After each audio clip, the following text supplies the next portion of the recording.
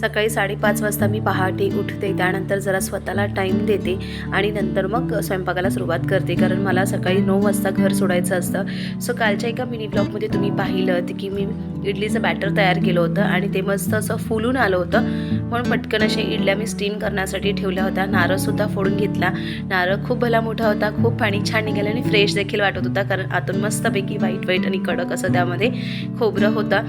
Steam झालेली आहे. 15 ते 10 मिनिटानंतर मी इडली मस्त अशी स्टीम करून घेतली, बाहेर काढली आणि खूप म्हणजे मी जी टाकली होती त्याच्यात डबल निघालेली आहे, एवढं ते फुलून आलेलं आहे. थंडीच्या वातावरणात सुद्धा माझं पीठ छान फर्मेट होऊन निघालं.